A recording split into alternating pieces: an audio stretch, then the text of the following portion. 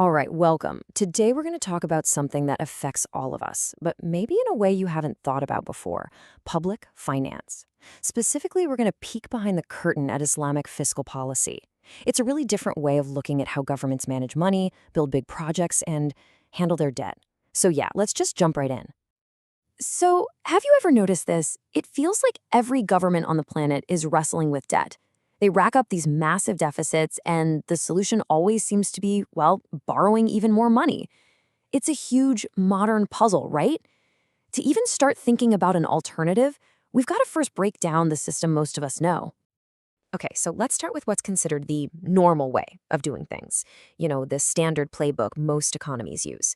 We can call it the conventional fiscal toolkit. When you boil it all down, fiscal policy really just comes down to two main levers a government can pull: taxing and spending. That's it. If the economy is sluggish, they might cut your taxes or spend more on public works to get things going. If things are getting too hot, they might do the opposite. It's kind of like they're trying to steer this giant economic ship, right? So what happens when a government spends more money than it collects in taxes? Pretty simple, right? You get a shortfall, a budget deficit.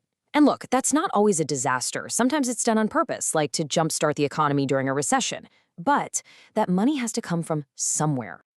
And this is where the main tool comes in. To cover that gap, governments borrow. And how do they do that?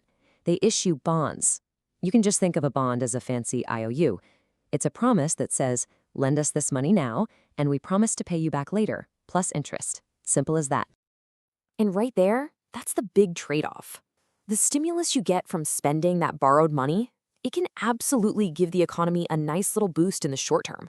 But the flip side is that you're creating this growing pile of debt. And that debt, it doesn't just vanish. It becomes a bill that future generations, our kids and grandkids, are going to have to pay. Okay, so that's the conventional model in a nutshell. Now, let's completely shift gears. The Islamic framework, it starts from a totally different place. It asks, what is fiscal policy for? And the answer isn't just about smoothing out economic bumps, it's about using it to build a better society. And you can see that shift right here. The goals are completely different. We're moving away from just focusing on things like GDP growth and more towards, explicit social goals. Things like actually wiping out poverty, making sure the gap between the rich and poor isn't insane, and building a just society. These become the main reasons for the policy. So how do you do that? Well, a core tool is something called zakat. And it's important to know this isn't just another tax. It's an obligatory payment on a person's wealth. But here's the crucial part. The money doesn't just go into a big government pot. It's specifically earmarked to go directly to people who need it most: the poor, the indebted, and so on. Social welfare is basically baked right into the system. And it doesn't stop with the government. The system also really encourages private citizens to step up through things called waqf, which are basically charitable endowments. Imagine someone dedicating a building they own, and the rent from that building funds a local clinic or school forever. It's a way for the community to help provide these social services, which can take some of the pressure off the government.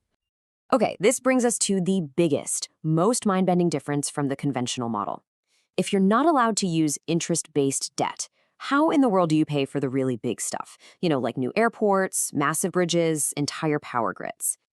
And this quote right here, it just hits the nail on the head. Is solving a debt crisis with more debt the right solution to the problem? It kind of makes you stop and think, doesn't it? This whole way of thinking forces you to look for a completely different way to fund things. And the main answer to that question is a financial tool called sukuk. The best way to think about them is not as a loan, but as a certificate of ownership. Instead of just lending money to the government, you, the investor, are actually buying a small piece of a real, tangible project. And because you're a part owner, you get a share of the money it makes. The key word, the absolute game changer here, is ownership. Okay, let's make this super simple with an example. Say the government wants to build a new airport terminal. Instead of taking out a giant loan, they issue sukuk. Investors like you and me can buy these, and that money funds the construction. Now, because we're part owners of the terminal, we get a cut of the revenue it generates. From the fees airlines pay to land, or the rent from the coffee shops inside. We share in the profits, but we also share in the risk if it's not successful. And look, this isn't just some abstract theory. It's happening right now, on a massive scale. Sukuk are a huge deal around the world for funding big infrastructure projects. You can see here, countries like Malaysia and the UAE have used this method to raise billions upon billions of dollars for their development. So this model absolutely works in the real world.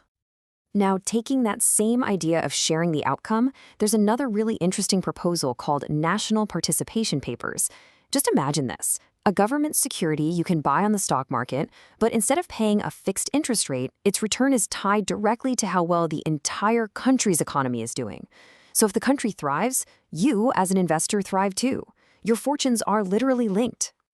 Okay, so let's tie this all together. When you strip everything else away, what's the fundamental philosophical difference between these two systems? It really just boils down to one thing: debt versus risk sharing. I mean, look at this comparison. It lays it all out. On the one hand, you have the conventional debt-based approach. A lender hands over cash, gets a guaranteed interest payment no matter what, and all the real risk gets pushed onto future taxpayers. On the other hand, you have the asset-based approach. An investor buys a piece of the project, shares in the actual profits or losses, and so the risk is shared by everyone involved, right from day one. And the potential upsides of thinking this way are actually pretty huge. Proponents argue it could make financial markets stronger, get governments to borrow less, and spread the wealth from public projects out to more people. And there's this really cool psychological side effect too. It creates a genuine sense of citizen ownership. I mean, think about it. If you're literally a part owner of the new bridge, you're probably going to care a lot more if people are trashing it, right? So that leaves us with one last big question to chew on. Forget about labels for a second. The principles we've talked about really make you wonder.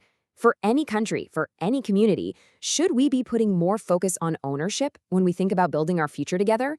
Instead of just piling up debt for the next generation, maybe the answer lies in sharing the risks and the rewards. Definitely something to think about. Thanks for joining me.